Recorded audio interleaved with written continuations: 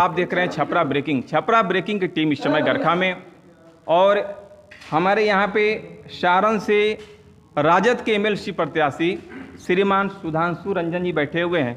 आइए क्या कुछ उनकी तैयारी है उनके चुनाव को लेकर के, सर से बात करते हैं। क्या तैयारी है श्रीमान, आप बताएं। जी, मैं पंचायत प्रतिनिधियों की हक की बात, मेरी जो तैयारी है लगातार 5 सालों से है। और मैं जो पंचायत प्रतिनिधियों के बीच में जाता हूं तो मैं अपना जो भी एजेंडा है उस एजेंडा को जोरदार तरीके से रखता हूं। जो एजेंडा है उसको मैं सदन में भी जोरदार तरीके से रख सकूं, वही एजेंडा को मैं उनके सामने रखता हूं। जो आज तक शिक्षक निर्वाचित क्षेत्र से जो जीत के आते हैं एमएलसी, उनका काम देख के लगभग लगता है कि क्या काम कर रहे हैं। सारण में चौथे बार जीत के गए हुए हैं केदार पांडे जी। इतना अच्छा लगता है कि गुरुजन कितने अच्छे चुनाव करते हैं। हमारे पंचायत प्रतिनिधि जब भी चुनाव करते हैं तो क्यों ठगे जाते हैं समझ में नहीं आता। अफसोस पूरे बिहार में, मैं 34 वर्ष का युवा हूं और बिहार के इतिहास को बदलने के लिए इस चुनाव को लड़ रहा हूं कि बिहार के इतिहास में सबसे पहले अगर कोई क्वेश्चन मेरा होगा उस सदन के पटल पर तो पंचायत प्रतिनिधियों की वेतन वृद्धि की बात होगी। दूसरा क्वेश्चन अगर मेरा कोई होगा तो पेंशन नीति की बात होगी, वो चाहे 2 रुपया हो, उससे नहीं मतलब है, मेरे पंचायत प्रतिनिधियों का पेंशन होना चाहिए। तीसरा अगर क्वेश्चन होगा तो मेरे पंचायत प्रतिनिधियों का मेडिकल सुविधा की बात होगी, जो कि बीमार पड़ने के बाद उनको डायरेक्ट सुविधा मिले, डायरेक्ट जैसे एमएलए साहब को मिलता है, एमपी साहब को मिलता है, एमएलसी महोदय को मिलता है, वही सुविधा हमारे पंचायत प्रतिनिधियों को भी होनी चाहिए। इसकी लड़ाई लगातार जारी रहेगी और अंतिम क्षण तक, जब तक शरीर से प्राण नहीं निकल जाता है, हम पंचायत प्रतिनिधियों की बात करेंगे और पंचायत प्रतिनिधियों के हक की बात करेंगे। तो कितने वर्षों का सर सूखा आपको लगा कि अपने मैदान में जोरदार तैयारी कर दी? ये लगभग हमने 18 साल से सूखा हुआ है। ये 6 साल तो नहीं समझ में आया होगा किसी को कि 6 साल में क्या सूखा, लेकिन जब 18 साल बीता तो हर किसी को मतलब युग परिवर्तन हो जाता है। लोग कहते हैं 1.5 युग हो गया। तो 1.5 युग में जब ये स्थिति आकर खड़ा हो गया सामने, तो जरूर सुधांशु रंजन के रूप में एक नया सारण को दिशा मिलेगा। और सुधांशु रंजन जीत के जाएंगे तो पंचायत प्रतिनिधियों की हक की बात हमेशा जब तक हो नहीं जाए सदन के पटल पर रखने का कार्य करेंगे। पहला सर चुनावी दौरा आपका किस क्षेत्र से आरंभ हुआ है? जी, मेरा माझी से आरंभ हुआ। माझी के 23 पंचायत में हमने चुनावी दौरा किया और जो माझी की जनता, माझी के जनप्रतिनिधि जो प्रेम दुलार दिए, हमको लगता है कि अद्वितीय है। जितना जो कहना बहुत मतलब आँख नम हो जाती है कहने से। सीना चौड़ा जी।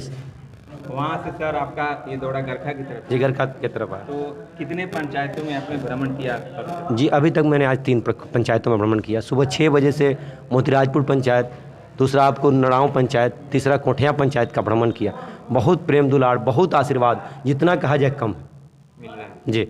आगे की क्या योजना? आगे हम लोग पुनः यहाँ का 6 दिनों का दौरा है हमारा। 6 दिनों का? जी, 6 दिनों में हम लोग पूरे प्रखंड का दौरा करेंगे। एक एक पंचायत, एक एक वार्ड, एक एक बीडीसी मेंबर, एक एक मुखिया जी, एक एक जिला परिषद से मिल।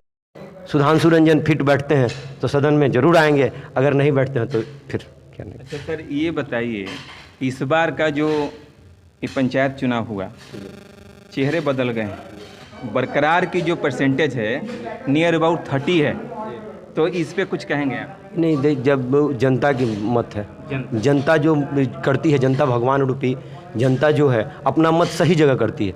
उसको कहने की ज़रूरत नहीं है, समझने की ज़रूरत नहीं है, इसलिए कि 5 साल देखती है कि हमें क्या परिवर्तन करना है, और जब वो परिवर्तन करती है तो निश्चित रूप में विकास की परिवर्तन होता है और विकास होगा। आप सर घूम रहे हैं, 3 पंचायत गए, 6 पंचायत में आपको जाना है जी। 6 दिन तक दौरा जारी रहेगा। 23 पंचायत, 3 हुआ है, 20 बाकी जी।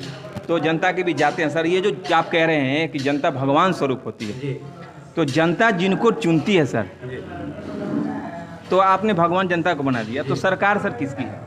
सरकार तो जनता की है, जनता की है। प्रतिनिधि लोग सर क्या करते? प्रतिनिधि लोग जनता के हैं।